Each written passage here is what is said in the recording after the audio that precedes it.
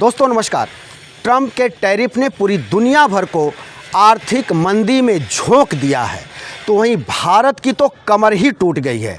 भारत के हालात ये हैं कि आज 8 अप्रैल को तमाम वस्तुओं के दाम धड़ाधड़ बढ़ गए, जिसमें कि पेट्रोलियम पदार्थों के दाम तेज़ी से बढ़े हैं और बढ़ने वाले हैं, जिसमें रसोई गैस के दाम में 50 रुपये की वृद्धि सरकार ने कर दी है देश भर में। इसी के साथ ही पेट्रोल और डीजल के भी दामों में आने वाले 1-2 दिनों में भारी वृद्धि होगी। और ये सब हो रहा है ट्रंप के टैरिफ के चलते।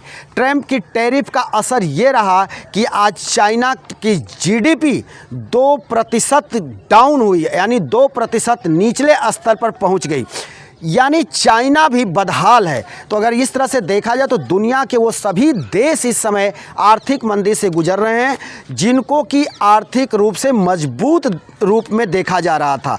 ये टैरिफ इतना ज़बरदस्त दुनिया में आर्थिक मंदी के तरफ बढ़ा रहा है देशों को, जिससे कि अब स्थिति यहाँ तक पहुँच गई है कि जो अब तक ग्लोबलाइजेशन की बात होती थी, अब डी ग्लोबलाइजेशन की बात हो रही है।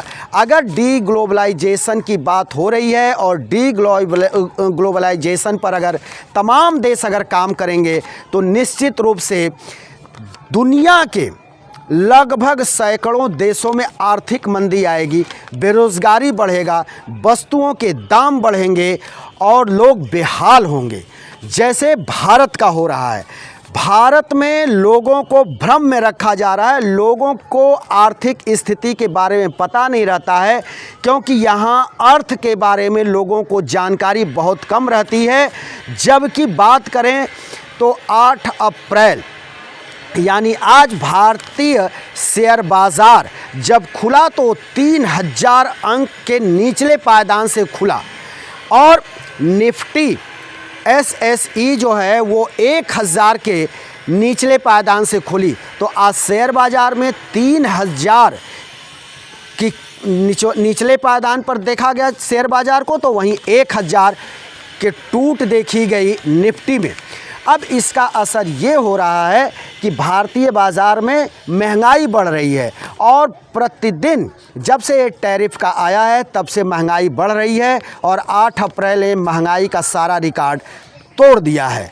अब इसी के साथ देश के अंदर भी अब बेरोज़गारी बढ़ेगी, जैसे कि आज जो है टाटा का देखा जाए, रिलायंस का देखा जाए, सबके शेयर बाज़ार में गिरावट आई है और ऐतिहासिक गिरावट आई है।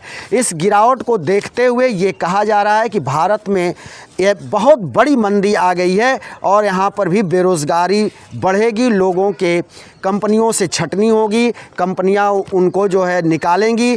कारण ये है कि अमेरिका भारत की वस्तुओं को नहीं लेने के लिए तैयार है विदाउट टैरिफ। अब अमेरिका ने भारत के वस्तुओं पर 26% का टैरिफ लगा दिया है और इस जो है 26% के टैरिफ को एक बड़ा जो है झटका माना जा रहा है भारतीय अर्थव्यवस्था के लिए। और यही वजह है कि अब अमेरिका पीछे कदम तो खींचेगा नहीं और भारतीय अर्थव्यवस्था को लगातार झटके लग रहे हैं, जिसमें कि आज डॉलर भी लगातार मजबूत होता जा रहा है, वहीं रुपया गिरता जा रहा है। रुपये की हालत बहुत पतली है, रुपया भी अपने शतक के तरफ बढ़ रहा है। तो वहीं सोने के दाम में भी लगातार उछाल है। सोने की स्थिति यह है कि सोना 1 लाख के आसपास पहुंचने वाला है 10 ग्राम, और सोने की स्थिति ये रहती है कि पूरे दिन भर सोना हर आधे घंटे पर डुबकी लगा रहा है, तो कभी ऊपर आ रहा है, कभी मतलब कभी सोना थोड़ा राहत पा रहा है तो फिर वो डूब जा रहा है। तो ये स्थिति हमारे देश में है। टाटा ने तो यहाँ तक निर्णय ले लिया कि हम अमेरिका में अपने प्रोडक्ट नहीं बेचेंगे, यानी अपनी कारें नहीं बेचेंगे। तो अमेरिका में अगर टाटा अपनी कार नहीं बेचता है तो निश्चित तौर पर टाटा में कर्मचारियों की छटनी तय है।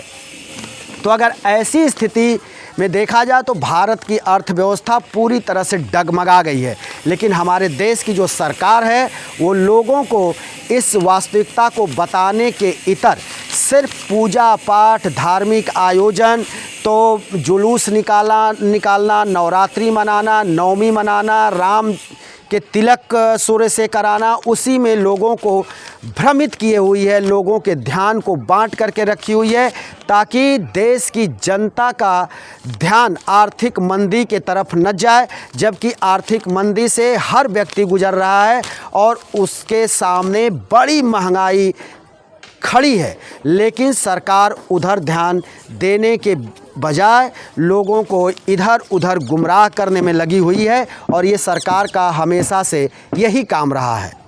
हम फिर किसी दूसरे वीडियो को लेकर हाजिर होंगे, तब तक के लिए शिवमूर्ति दुबे को दीजिए इजाज़त।